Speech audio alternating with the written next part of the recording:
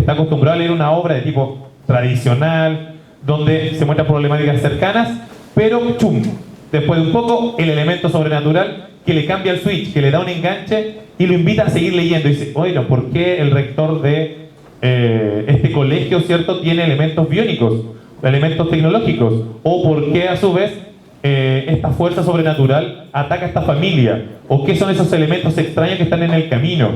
Ese es cómo se hace un juego, ¿cierto?, entre la enciclopedia común que todos entendemos y se va mezclando para construir una trama más atractiva.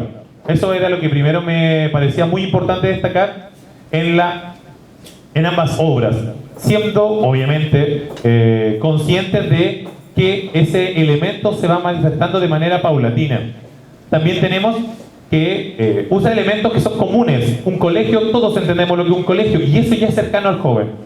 Ese es el elemento importante que le va a permitir mantener anclada la historia y que en el caso de Jonquion, mientras que en el de Pablo Espinosa Bardi es un hecho de un pueblo que necesariamente puede ser cualquiera de los que uno conoce, que está más o menos acostumbrado, pero con estas cosas sobrenaturales. Una casa antigua que puede ser embrujada. Yo hoy día, primera vez en Arica, me di un par de vueltas por el centro y había varias casas que estaban como que parecían embrujadas, de verdad que estaban así bien macabras acá en el centro. Entonces, los elementos están cercanos a los jóvenes, están cercanos a los lectores.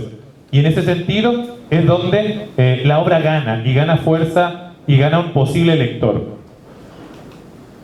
El otro elemento que me interesa destacar en las obras es la perspectiva del narrador. El narrador acá es absolutamente fundamental porque es aquel que se encarga de contar la historia a los estudiantes, al lector. Eso es lo principal. Y si hay algo que uno como profe de lenguaje tiene que asumir, es que a los niños desde quinto básico le enseña los tipos de narradores. Una vez, otra vez, y así hasta que llega a segundo medio, PSU, CIMSE, todo está cruzado por los narradores. Entonces se vuelve absolutamente necesario que obras como La maldición de los Wateley y Jonquion sean parte de este constructo escolar. Por eso me interesa reforzar el tema del CRA, que exista la posibilidad de que ellos puedan leer una obra que no esté dentro de las obras tradicionales, ¿cierto?, que te presentan el ministerio, porque el ministerio establece sugerencias, pero nos deja a nosotros los profesores la oportunidad de incluir obras. Y también es un desafío de poder agregar trabajos de otras editoriales, por ejemplo. Siempre en mi colegio estaba la queja de donde hay obras que trabajen desde un ensayo, salvo Sábato, que uno leía ahí un par de textos de ensayos, no tenía más. Pero ahora yo me doy cuenta que ha aceptado hoy que está Palabra Comprometida, por ejemplo. Y eso es la idea, es ir abriendo un poco el campo. Y en ese sentido, la perspectiva del narrador nos permite abrir el campo hacia el lector. Decirle a los niños, miren, acá está todo eso que hemos enseñado, especialmente con Jonquion, donde un narrador te está contando una verdad, pasa a jugar contigo. Te va dando ciertos elementos que te empiezan a sorprender y tú empiezas a dudar de esa narración. Dice en la perspectiva del narrador, existen ocasiones en que una obra crea la ilusión de que nadie está contando la historia y que los acontecimientos están dados en el relato, los acontecimientos dados en el relato están ocurriendo solo en la medida que se lee. Ambas obras juegan con eso al leerse. Uno no sabe bien por qué se está contando un hecho y te va enganchando para tú poder dilucidar ese misterio. En la obra de Jonquion se presenta un hecho que es una explosión de claridad, una especie de luz, que de hecho yo le escribí al autor. ¿Qué era esa situación de luz que generaba los cambios en la historia? ¿Y saben qué me dijo? No sé, ¿qué crees tú? Yo le dije, mira, yo creo que es un fenómeno climático. Excelente, fenómeno climático. Y si hubiese dicho otra cosa, ¿cómo? ¿Le dije una propuesta? Sí, también. Se hizo intencionalmente que esa respuesta no fuera la respuesta de él, sino que la respuesta estaba en ustedes, los lectores. En ese sentido, vuelvo al hecho de que obliga a que el lector tenga un poco más de trabajo. Pero ese trabajo se vuelve atractivo porque, en mi caso, súper sincero, yo le escribí vía Facebook y me responde, no, si eso no importa, lo importante es que haya un hecho sobrenatural que va a generar los cambios en una Arica postmoderna, o que puede ser cualquier ciudad, que esté en un futuro no tan lejano, con estos elementos sobrenaturales. De hecho, hay una parte en el libro en que se presenta un homicidio de una persona, lo bajan en una camioneta, lo matan, y 4 testigos, cada uno cuenta la versión distinta. Y uno de los testigos, el primero que habla, son 4 líneas de texto, está en el texto escrito, no lo puse acá porque era un poco más agotador. El otro testigo cuenta una versión algo parecida, pero como en 2 líneas. El otro la cuenta en una, y el otro son unas pequeñas palabras, y se acabó. No, lo mató y el cuerpo estaba ahí. Entonces, ¿cuál versión es la real? Y es lo que mismo a veces uno le pasa, pues, cuando te cuentan algo que sucedió, ¿quién tenía la verdad? Entonces, eso permite que cada estudiante, volviendo al tema de fomento lector, pueda construir su propio significado de la obra. Y en eso está la riqueza. Desde un punto de vista de un narrador que es omnisciente, que lo sería una focalización externa, ¿cierto?, dentro de la categoría Genet. Pero, al contrario, Pablo Espinosa Bardi, con La maldición de los Wateley, juega con la primera persona. Ahí todos somos los protagonistas. De hecho, hay cartas, y cartas que están dirigidas a uno. Uno como lector tiene la obra dirigida hacia uno, entonces dice, oye, le estoy contando esto porque esto es lo que sucedió, quizás son los últimos momentos de vida que tengo, wow, pero te voy a explicar por qué tuve que matar a no sé quién. ¡Chan! Y ahí uno inmediatamente quiere saber qué fue aquello que se estaba contando, qué fue aquello que se quería decir y de lo que me están haciendo a mí partícipe y que por supuesto me están envolviendo. Y yo creo que eso en muchos casos, en algún tipo de obra que se lee en colegios, que a uno le toca a veces por obligación, porque llegó a un colegio nuevo, no se encuentra. No se encuentra. Muchas veces nosotros, que es parte del mea culpa y llevando un poco a la conclusión, uno a veces no hace el esfuerzo, o como mediador, o como profesor, o como mismo papá, que le gustaría que su hijo lea, no lo lleva a la librería, no lo lleva a espacios culturales, cosa de conocer distintos enfoques. Y nosotros, por lo menos, como escritores, como encargados un poco de discutir cultura, buscamos hacer eso. Pero también se necesitan las vías para hacerlo. Y la mejor vía que hemos encontrado, una, es apoyarnos nosotros como red de escritores, como esta instancia que se está abriendo acá y que ojalá se repitiera en otras regiones, de verdad que sería bastante bueno, porque nos permitiría ampliar el campo. El campo está súper lleno de obras que son potentes, que son poderosas, pero no las conocemos. Y una instancia como la de hoy acá en la Universidad Santo Tomás de Arica es la instancia. A mí cuando me llega la invitación lo agradezco de inmediato y me sumo, porque quería hablar de esas obras que yo quiero incluir en mi trabajo como profesor. ¿Por qué? Porque necesitamos que los chiquillos lean otras obras, lean y les den un giro, que les den un giro. Yo insisto que hay obras como acá era el cuestionamiento. ¿Qué tanto nos sirve leer Shakespeare acá, siendo que tenemos obras que son mucho más cercanas? Y así se pueden aplicar a distintas realidades. Por ejemplo, hay una novela en la comuna de Maipú y que por supuesto la van a leer en un colegio, pero los otros no la van a conocer. Y ahí se necesita un poco de estas instancias.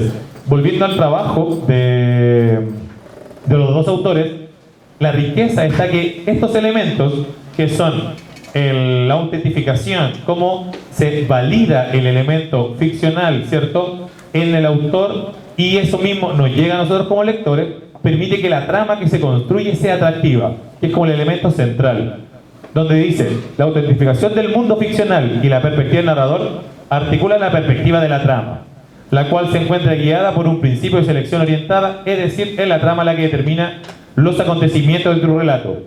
Esa elección que realizó el autor para construir la historia, de tal manera nos permite a nosotros, como lectores, seguir enganchados durante toda la historia. La trama finalmente es aquel orden, la disposición que nos da el autor para construir la historia, que es lo típico de las historias de policía, policiales, que muere alguien y uno tiene que acompañar al detective hasta que resuelve el caso, ¿cierto? Parte desde el final y tenemos que llegar al principio de por qué lo matan. Es lo mismo que se hace acá. La historia está contada de tal manera, ya sea en tercera persona o como en el caso de los Pablo Espinosa Bardi, en primera persona, con la proyección interna, ¿cierto? Que los personajes te llevan por la historia, es que te permite una limitación. Y esa misma limitación te permite a ti ser parte de la historia, estar dentro de ella, y que los elementos narrados estén ordenados de tal manera que uno pueda ser mucho más activo, y eso permite enriquecer la lectura y también sacarnos, por supuesto, aquel peso que muchas veces tenemos cuando uno busca lecturas como profesor, el tema de la prueba. Eso permite posibilidades que, es un elemento que nos pesa siempre, tenemos CIMSE, PSU, pero también con estas obras se puede hacer eso y se puede hacer lo otro también, ampliar el campo, y yo creo que por ahí un poco donde va, y por eso me pareció súper acertada la invitación en términos de este tipo de obras. ¿Por qué? Porque podemos hacer los dos roles, que es lo que decía Fidelia. ¿Cómo formamos alumnos integrales? Formamos alumnos integrales cumpliendo con los estándares ministeriales y también ampliando un poco el elemento a la reflexión crítica que pueden hacer los mismos estudiantes de una obra leída. Sin por eso que una sea mejor que la otra, que a veces uno como profe se encuentra siempre con la dicotomía, no, es que el CIMSE ciega a la gente, y está la otra gente que sí, el CIMSE es lo único que sirve. Entonces, estas dos obras, Jonquion y La maldición de los Waterly, hace una mixtura tan potente que permite que esos dos elementos estén dentro de la misma evaluación. Jonquion sí es para niños como de electivo, el tercero medio, que son aquellos de un régimen, ¿cierto? Una opción más bien de tipo humanista. ¿Por qué? Porque mezcla filosofía, ¿cierto? Psicología, y ahí está la riqueza. Se permite también como para un electivo humanista. La maldición de los Waterly ya puede ir de más chicos, ¿cierto? Porque son historias de terror que son bastante atractivas y que obviamente se vuelven necesarias ya para los jóvenes. Además que nosotros cuando tenemos niños chicos en clases siempre hacemos leer a Edgar Allan Poe y a Lovecraft. Fin. Acá entra La maldición de los Waterly, que toma esa tradición de cuentos clásicos de terror y los inserta en un contexto más bien nacional con las problemáticas nuestras. Muchísimas gracias.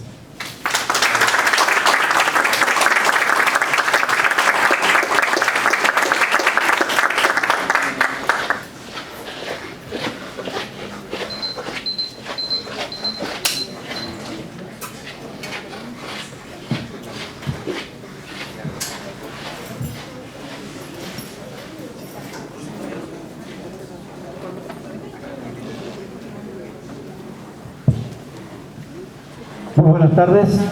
Lo primero que quiero señalar es que estoy profundamente emocionado porque yo desde el año 92 que radico en otra ciudad y tengo un récord, tengo 28 postulaciones a la Universidad de Tarapacá. Soy exalumno, ahí le conté a Mauro esa historia, y hoy día me duele mucho que una universidad como aquella no organice un congreso. Lo está haciendo la UCT. Desde ya, de agradecimiento y admiración para todas las personas que diseñaron este trabajo. Quiero señalar la presencia de personas que han sido muy importantes en mi vida, ya que, como decía anteriormente, yo estudié en la Universidad de Tarapacá. La señora Freire Martinetti, yo fui su ayudante, y cuando me dijo que estaba organizando, entre otras personas, este congreso, le dije, yo estoy presente. El año 2004 venía de regreso de España y en las 2 semanas me dio un accidente vascular, del cual me ha costado harto pararme, pero logré terminar ese doctorado. Y ahora, estuve 4 años, casi 4 años en silla de ruedas. Volverme a parar ha sido muy importante para mí. Y es por eso que estoy emocionado por la presencia de personas que están con la literatura, que están creciendo. Hay jóvenes, hay personas de más edad y todos interesados por la literatura. Quiero señalarlos con permiso a ustedes. Carlos Morales Freire, que me ayudó hace un año cuando vino Jorge Baradit y yo presenté un ensayo sobre su trabajo en el poblado artesanal. Alejandro Pérez, Luis Seguel, que es hijo de mi profesor de latín, don Abraham Seguel, y también, cierto, que me ha cobijado en su editorial que se llama Museo.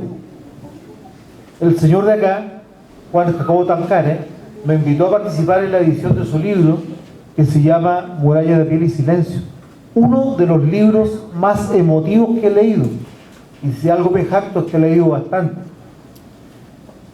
Y ahora vengo de Buenos Aires porque estoy trabajando un postdoctorado, que es lo que me falta con el sueño que llega a las 30 y entra a la Universidad de Tarapacá. Así que la esperanza no se pierde.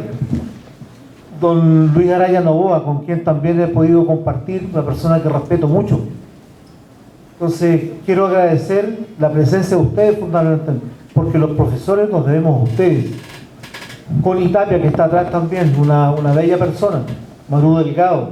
Entonces, hay que crear un colectivo, tenemos que dejar de mirarnos el ombligo y diseñar un imaginario cultural potente. Y eso lo veo acá en Arica, precisamente. Mi doctorado yo lo hice en un cantautor chileno que se llama Patricio Mans, y sus novelas, ¿cierto?, las traje bastante. Estuve en Concón ahora porque vengo de Buenos Aires, allá estoy viviendo. Pero él me decía que está faltando el imaginario cultural. Y digo, me acaban de invitar a la ciudad de Arica, donde yo estudié, y me dijo, ¿y la Universidad de Santo Tomás? Claro, le dije, una universidad que está haciendo cosas. Y otros, dejémoslo ahí, no están haciendo cosas. ¿Qué nos está pasando? Entonces, yo vuelvo a agradecer lo que están haciendo ustedes, de venir, de participar, de construir, porque esta construcción del imaginario lo hacemos entre todos. Bien, tenía que hacer esta intercesión, lo agradezco bastante el espacio. ¿Con qué empezamos? Random. Está en Word para que la persona lo vea. Hay un artículo. Sí, aquí instalado.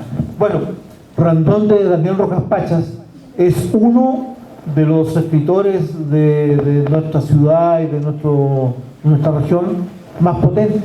Entonces creo que todos hemos visto alguna vez Random, que se inicia con un cuadro pictórico que se llama la Sagrada Familia, de Gabriela Tolentino, que es una pintora mexicana. Daniel está viviendo en este momento allá en México, y México DF y Buenos Aires nos juntamos virtualmente para este proyecto de su análisis de su trabajo, porque yo no hago crítica, respeto mucho la crítica, yo hago teoría literaria, que es algo distinto. En la ciencia de la literatura está la teoría literaria, está la crítica literaria y la historia literaria. Entonces, la crítica literaria es una práctica discursiva, y realmente respeto tanto la crítica. Hubo muy buenos críticos en Chile, pero con todo el respeto del mundo, yo hago teoría. Trato, sí, no sé si se me entiende, hay una diferencia. Quizás no tengo tan buena práctica discursiva, eso es lo que quiero que se entienda. Bueno, lo primero que hay que señalar que el Random ha sido muy mal leído, sobre todo por la crítica del centro del país, porque ¿se encontró? Ahí está el cuadro. Porque se ha visto, ¿cierto?, como una obra transfronteriza, y se ha quedado en eso, y que es una obra rupturista, es lo que se ha dicho. He leído más o menos unas 10 críticas sobre eso. Claro, es eso, pero es más, se ha dicho que es algo rupturista técnicamente, pero lo que ocurre es que todo lo que hace Daniel Rojas son pistas, son procesos que nos ayudan a entender la obra. Porque, como decía un gran amigo mío ya fallecido, un profesor de lenguaje, decía, la miel no se hizo para la boca del asno, decía. Lo que quería decir es que no todos podíamos entender y había que desarrollar esa agua hacia entender. Este es el cuadro, Sagrada Familia, el nombre de él, de la pintora Tolentini, pero si ustedes pueden ver, en realidad no es Sagrada Familia, hay una interdicción al concepto de Sagrada Familia. Fíjense que las figuras humanas están animalizadas, entonces hay una exageración de eso. Entonces el concepto de Sagrada Familia de la religión católica está en interdicción, porque el protagonista de esta novela lo que está haciendo es vivir, está construyendo un mundo donde el erotismo, la pulsión política, el videojuego, el internet, lo hace vivir en estado emergente, en estado crítico. Entonces eso es una cosa bien importante. Segundo, hay otro, avanzan en el video, ¿no? Bueno, ahí están los agradecimientos de Daniel. No es porque sea yo, sino porque el agradecimiento a un crítico que trabaja con su obra. El otro punto importante es que Daniel va dando pistas. Hay un epígrafe del texto que es una frase de Roland Barthes, El susurro de la lectura, del año 87. Y ahí dice que todo se prueba en este tiempo, en esta época, y por lo tanto hay que saber leer, hay que instaurar un resignificado de las cosas. Entonces con eso ya nos va dando pistas, pero lo más rupturista de ello es lo que propone un tracklist que algunos críticos decían que era muy similar a Rayuela. Yo modestamente diría que él intenta una superación de Rayuela, porque ahí ustedes ven que en Rayuela al inicio lo que hay, cierto, es un tablero de lectura, y después del capítulo 56 dice hasta ahí va a ser la lectura, el que quiere después sigue leyendo.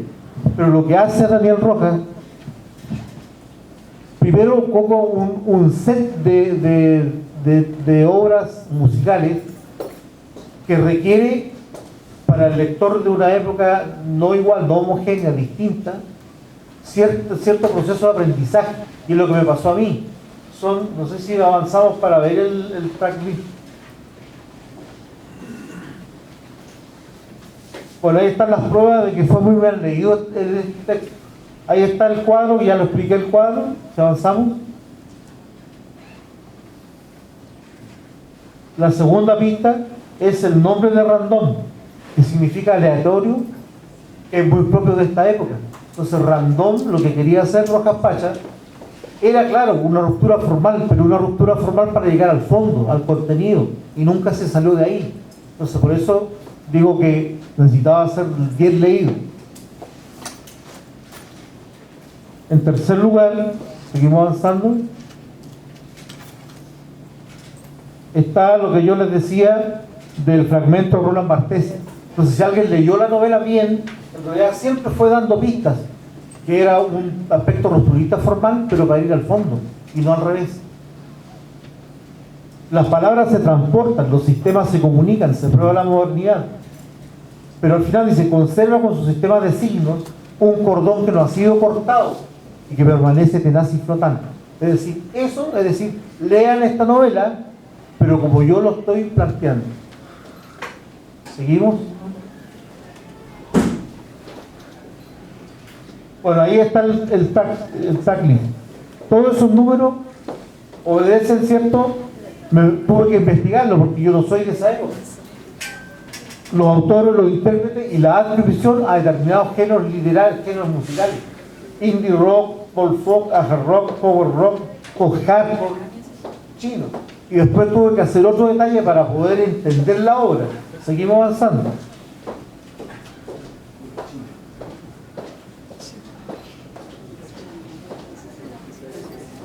Encontré todas esas obras musicales en YouTube y casi todas traducidas.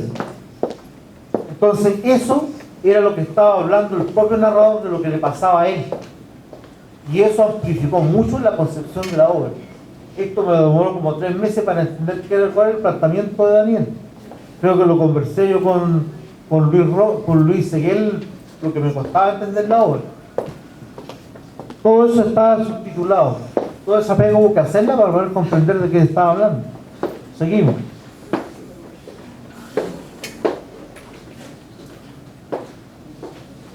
La contraportada era otra pista para quien quería entender la obra. Y el fondo. Ahí recién, ¿cierto? Él cita la historia peruana de 10 años. Porque ustedes saben que, ¿cierto? Daniel es peruano, que llega a Chile. Y esto, ¿cierto?, está con una comunicación personal, internet entregada. Entonces todos mis datos los corroboré con el propio autor, el 15 de noviembre de 2018. Porque era la génesis de movimientos terroristas, lo que sufrió la sociedad peruana con ellos. Entonces todo eso está, pero está ahí, al final de la obra. Entonces muy importante este texto. Dios mediante, el 15 de agosto yo termino mi postdoctorado y espero, ¿cierto?, y desde ya lo invito, con la anuencia, ¿cierto?, de mi editor, voy a lanzar el proyecto Citadel, que es un conjunto de 4 artículos, de 4 ensayos, sobre gente de Arica, 2, y los otros son de Antofagasta, el proyecto Citadel. Uno es random y el otro es los tambores de Domenico Modugno. Desde ya, ¿cierto?, en algún lugar de la ciudad será, y los invito, porque vuelvo a insistir lo que inicié mi dictum, es decir, nos falta tanto por crecer, que el proyecto, el imaginario colectivo lo construimos entre todos. De repente dan la mano, por ejemplo, Roberto recién se paró y me dio la mano, le agradecí mucho por el hecho de reconocer al otro como un legítimo otro en la convivencia. ¿Se entiende? Esa es una frase de Humberto Maturana, muy importante. Y bueno, eso es lo que quería decir, lo dice al final. Sigue, por favor. Quiero solamente leer un... Ahí, por favor. Ahí. Hasta acá, en todo momento estuvimos hablando del fondo. Esto es un palito para los críticos de Santiago. Pero a través de determinadas formas o estructuras logarítmicas que lo contienen y lo extrapolan. Forma es fondo, fondo es forma. Parece que Rojas Pachas se está enseñando a leer en esta época tan distinta a la nuestra, inserta en el paradigma de incertidumbre, donde han caído los metarrelatos. Aprender a leer de nuevo. Y si la exégesis ha resultado extremadamente compleja para profesionales de la lectura, con mayor razón para un público lector carente de conocimientos técnicos. O quizás no, porque el entusiasmo con que Randón ha sido recibido, especialmente en los jóvenes, obedece al hecho de compartir códigos culturales de época, que posibilita un acceso más natural y menos complejo al universo Randón. Sin embargo, para quienes en Chile tenemos el peso de los años y experiencias vitales muy distintas respecto a la memoria, la violencia y la política, el texto se convirtió en una revelación, porque es el significado profundo de Epifanía, absolutamente despojada de toda arboladura religiosa. Este artículo se llama Transgresión, Epifanía en Randón, de Daniel Rojas Pachas. Eso es lo que yo quería decir con respecto a este texto. Léanlo, disfrútenlo y que estamos todos juntos. Muchas gracias.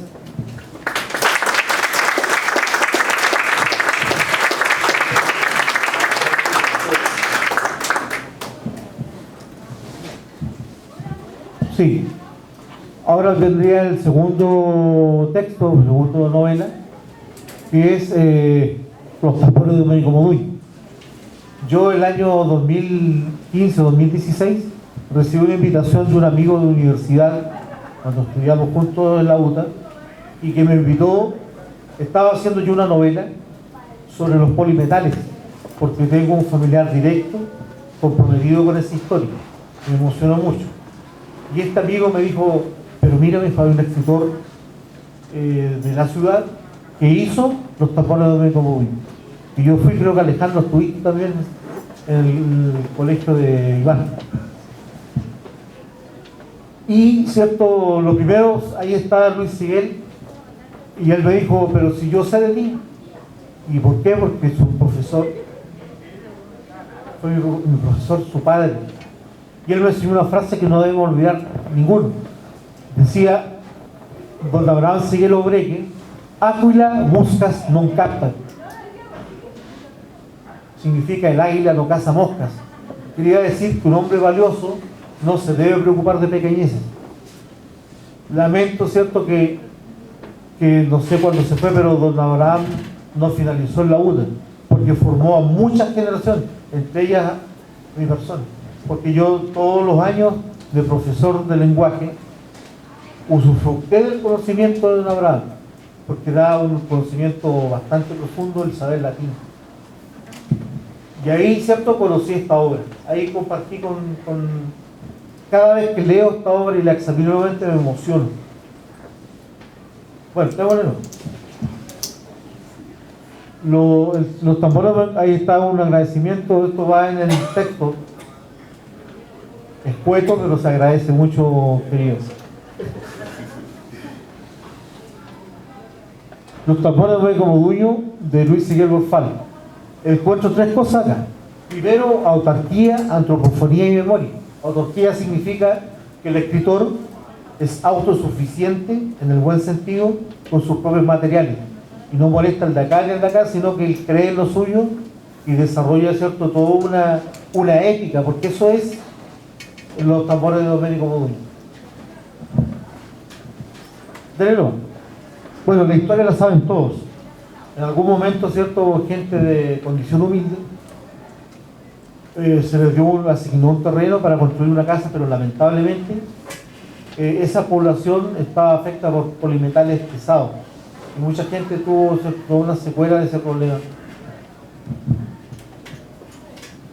Y es por eso que yo digo, ¿cierto?, que hay una autarquía, o sea, el escritor cree en sus medios, tiene mucha seguridad en ellos y desarrolla una obra. Los elementos técnicos de la obra, lo primero que señalo es la autarquía, como ya lo dije, la antropofonía, es decir, la búsqueda de un circuito de lectura. Y eso es lo que mucho me agrada de la obra de Luis.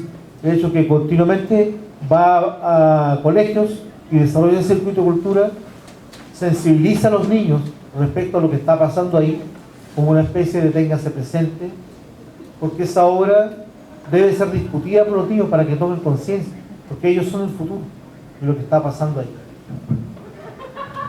El otro detalle que me interesa bastante es que Luis Seguel conoce muy bien la estructura fundamental de toda narración, es decir, personajes, espacios y acontecimientos. Y con todo el drama de los polimetales podría haber diseñado muchas historias, pero desarrolla solo una. Y esa la trabaja, que es la historia de un antihéroe que se llama Parrita. Los que leyeron los tambores saben de eso. Démosle no. Hay mucha teoría acá, pero no quiero aburrirlos, quiero conversar sobre el texto. Bueno, veo acá él se maneja muy bien manejando la diferencia entre cuento y novela, que la novela es la novela corta. Entonces, si ustedes leyeron la obra, ¿alguien tiene algún ejemplar? Ya, puede ser una novela cortita, pero dentro de eso está toda la historia. Seguimos, por favor. Los personajes están muy bien diseñados. Esta es la segunda edición, Luis. Sí, la segunda. O sea, si todos queremos leerlo, lo vamos a leer rápido y vamos a aprender y nos vamos a emocionar, que eso es lo central de todo circuito de lectura. Ya. La última parte, por favor, avancemos. Por ahí están las frases. Otra cosa que me interesa dejar sentado, que si él tiene muchos conocimientos técnicos, pero él no usufructa de ellos. Acá lo quiero señalar con un ejemplo. Eso lo encontré como representación del diálogo del personaje. Es decir, construye, acá por favor, para poder leer, construye un párrafo, y en el párrafo está el personaje, el diálogo, el ir al futuro, ir al pasado. Parrita repetir, ¿para qué? ¿Para qué? En verdad quieres saber, hermanito, hermanito, huevón, dijo, dile a la vecina que saldrás y que demorarás un rato. Si quiere le dice que vas a una guerra, dijo, y sonrió, me invitó a seguirlo, no preguntes, solo sígueme, repitió, mientras caminaba por la avenida que separaba una población de otra. Se fijan que construye toda una narración, está todo contenido ahí, se llama presentación, representación, y eso le da mucha actividad al texto. Y acá, ¿cierto?, quedan las conclusiones. El epígrafe, interesante también, está tomado de una gran novela, que es Pedro Páramo. De ahí está tomado el epígrafe de esta novela. Seguimos, por favor, que me están apurando con el tiempo. Seguimos, ¿no? Bueno, lo principal acá, que hay una homología, es decir, hay una igualdad entre los tambores de Domenico Modugno y Pedro Páramo frente al tema de la muerte. Pero lo que dice acá el autor, y que muchos compañeros, que muchos sectores de Arica dieron la espalda a ese problema. Y eso es verdad. Es muy doloroso, pero es verdad. Y es por eso que yo saludo que después de 21 años prácticamente de esa tragedia, se hable del tema y se sensibilice. En un momento en que la posmodernidad campea, se hable de ese problema. Y con eso estamos construyendo, vuelvo a lo mismo, a ese imaginario colectivo. Y eso es lo que me seduce en un texto como este. En este contexto dice, el párrafo de Susana San Juan, en tanto epígrafe, equivale en perfecta metonimia intertextual a gran parte de los personajes de los tambores de Domenico Modugno. Parrita, sus propios padres, Quipena, Carlos, vecinos, que simbolizan la catástrofe apocalíptica de la ciudad de Arica, y lo que es peor aún, la indiferencia y olvido de un importante sector de sus propios habitantes. Ojalá no ocurra más y que nos sensibilicemos frente a ese tema. Entonces, un autor literario, un artista en realidad, no puede ser ajeno a los problemas de su tiempo. Y eso es lo que yo agradezco de particularmente esta obra de Miseria. Muchísimas gracias a ustedes por la paciencia. Bueno, muchas gracias realmente a Fidelia, a Michael y a Benjamín, ¿no?, por estos aportes. Y bueno, voy a dejar con ustedes adelante. ¿Hay preguntas? Ah, perdón. Sí. Bueno, vamos a recibir preguntas directamente. ¿Cómo lo hacemos? ¿Pasamos al micrófono? Sí, tienes razón. Sí. Bueno, que yo siempre ando preocupado con el tiempo, pero bueno. Bien. Bueno, aquí tenemos, por favor. Mi consulta va en el siguiente sentido a Fidelia. Por lo que tú informaste, Fidelia, en el Liceo A1 leyeron Random y Los tambores de Américo Moduño, ¿no es cierto? ¿Cuál fue la actitud de los alumnos frente a la lectura de estas novelas? De Random lo trabajamos 3 años. Cuando estaba Daniel en México, nos mandó vimos el tráiler, bueno, leyeron la novela, nos dieron, hizo una videoconferencia y tengo los comentarios, principalmente, o sea, les encantó. La primera vez, la leyó en cuarto medio, que era la primera vez que se lanzaba el programa Diálogos en Movimiento, y estaba Grimanesa Echiburú de jefe técnico, y me llaman y me adjudiqué esta novela. La verdad es que no la había leído, y cuando la empecé a leer, bueno, yo soy de otra época, tal vez más romántica, me pareció tremendamente violenta, porque viene, como dice Benjamín, está